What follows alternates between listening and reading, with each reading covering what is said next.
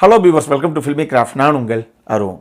இந்த எபிசோடில் Avatar fire and ash படம் எப்படி இருக்குது அப்படின்னு தான் இங்கே நம்ம பார்க்க போகிறோம். இந்த படத்துடைய கதை என்ன அப்படின்னு கேட்டிங்கன்னா, தன்னுடைய மகனுடைய மரணத்துக்கு அப்புறம் தான் உண்டு தன்னுடைய கூட்டம் உண்டு அப்படின்னு ஒரு வாழ்க்கையை வாழ்ந்துக்கிட்டு இருக்க படத்துடைய கதாநாயகனுடைய வாழ்க்கைக்குள்ளே எப்படி இந்த பாகுபலி படத்தில் இந்த காலக்கேயர்கள் கூட்டம் வரும், அந்த மாதிரி இதில் மங்க்வான் ரைடர்ஸ் அப்படின்னு சொல்லி ஒரு கூட்டம் ஒன்று உள்ளே வருது.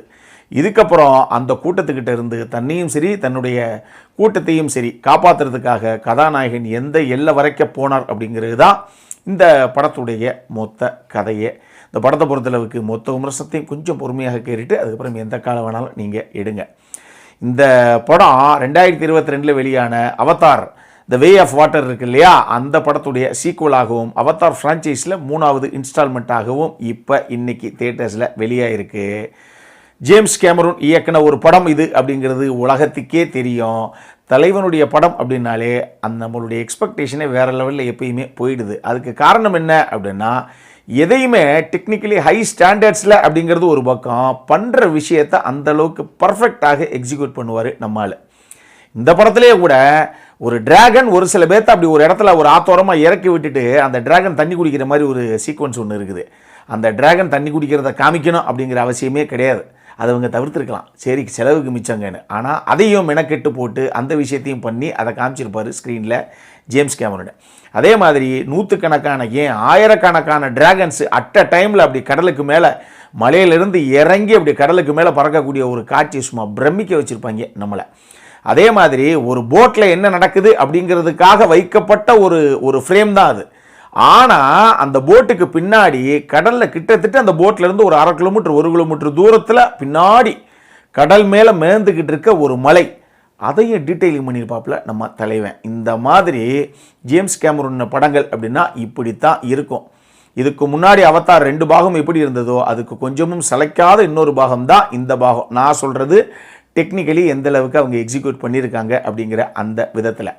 இந்த படத்தை பொறுத்தளவு எனக்கு ரொம்ப ரொம்ப பிடிச்சி இந்த படத்துடைய செகண்ட் ஹாஃப் தான். அதுலேயும் குறிப்பாக அந்த கடைசி 1 மணி நேரம், கற்பனைக்கும் எட்டாத கடைசி 1 மணி நேரம் அப்படின்னு தான் நான் சொல்லுவேன். அந்த அளவுக்கு சும்மா பிரமிக்க வச்சுட்டாங்க. ஏங்க இந்த லெவலில், அதாவது இந்த பாகத்தில் கடைசி 1 மணி நேரத்தில் எந்த அளவுக்கு எக்ஸிக்யூஷன் ஃபேஸ் இருந்திருக்கோ அந்த மாதிரி ஒரு எக்ஸிக்யூஷனை நம்ம இங்கே கொண்டு வர்றதுக்கு இன்னும் 50 வருஷமாகும் நான் அடிச்சு எழுதித்தரேன். அந்த அளவுக்கு வேற மாதிரி தெரிக்க விட்டுருக்காங்க, நம்மளை பிரமிக்க வச்சுருக்காங்க. எப்படிங்க இப்படி எக்ஸிக்யூட் பண்ணாங்க அப்படின்னு நம்ம புருவத்தை உயர்த்தி பார்க்க வச்சுருக்காங்க, ஆச்சரியப்படுத்தியிருக்காங்க. அதை என்னால் அடித்து சொல்ல முடியும், அப்படி இருக்குது இந்த படத்துடைய எக்ஸிக்யூஷனை. இந்த படம் நான் நேற்று நைட்டே இதனுடைய 3D இங்கிலீஷ் வெர்ஷனு வெளியாயிருச்சு, அதில் தான் நான் பார்த்தேன். ஏன்னா ஐமேக்ஸ் வெர்ஷன் இன்றைக்கி தான் வெளியாகுது. நான் அதில் பார்த்தப்பயே 3D வெர்ஷன் ரொம்ப சூப்பராகவே இருந்தது. இங்கிலீஷ் வெர்ஷனுக்கு உங்களுக்கு சப்டைட்டில் அவைலபிளாக தான் இருந்தது. நான் பார்த்த தியேட்டரில் நேற்று நைட்டு 12 மணி ஷோக்கு. இப்போ இன்றைக்கி காலைல 10-11 மணிக்கெல்லாம் ஐமேக்ஸ் வெர்ஷன் உங்களுக்கு வெளியாகிடும். இந்த படம் டெஃபினட்டாக ஐமேக்ஸ் வர்த்தி தான்.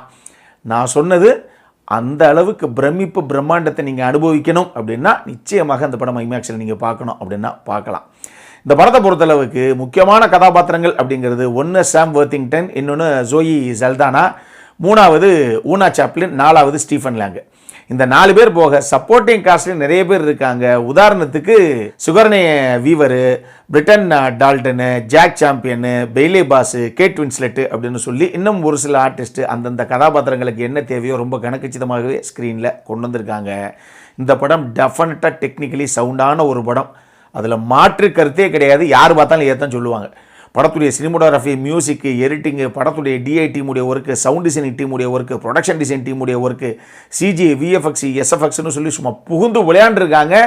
படம் நெடுகளும் பிரமிப்பு தான். அந்த அளவுக்கு டெக்னிக்கலி செம்ம சவுண்டான வேறு லெவல் ஸ்டாண்டர்டில் ஒரு படத்தை ப்ரெசென்ட் பண்ணியிருக்கு இந்த டீமு. அதுலேயும் குறிப்பாக அந்த படத்தில் வரக்கூடிய அந்த அண்டர் வாட்டர் சீக்வன்ஸ் அங்கங்கே வரும். அந்த அண்டர் வாட்டர் சீக்வன்ஸ் ஒன்றுமே அட்டகாசமாக இருக்கும்.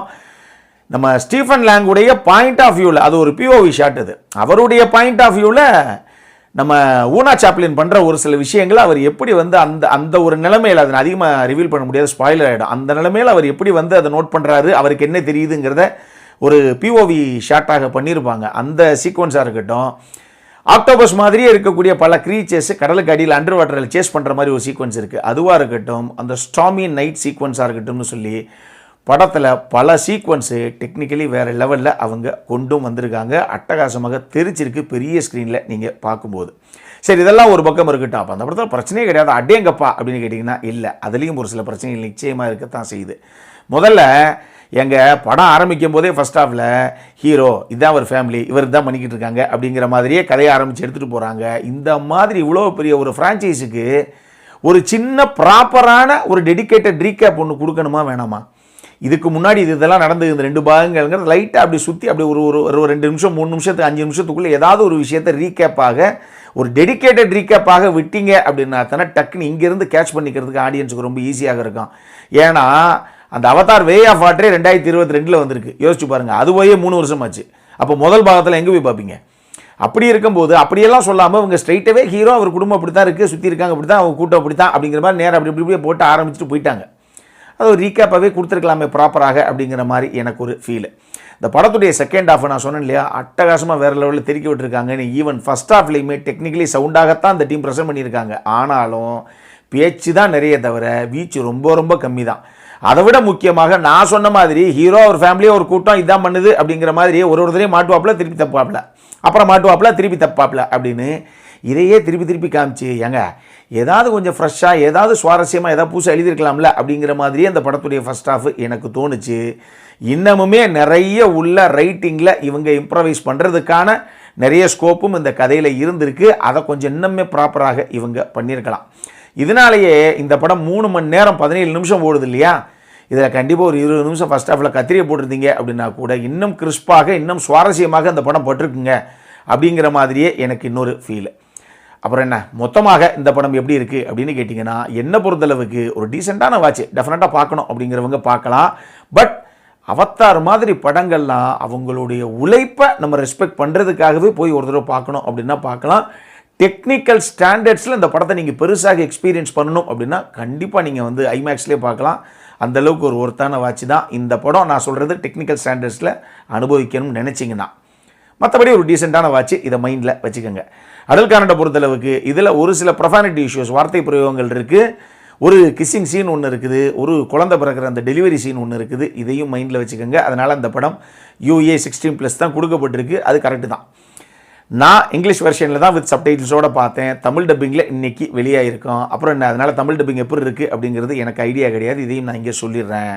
அப்புறம் என்ன, இதே மாதிரி இன்னொரு வீடியோவோட அடுத்த முறை உங்களை சந்திக்கிற வரைக்கும் இட்ஸ் அருண் சைனிங் ஆஃப்.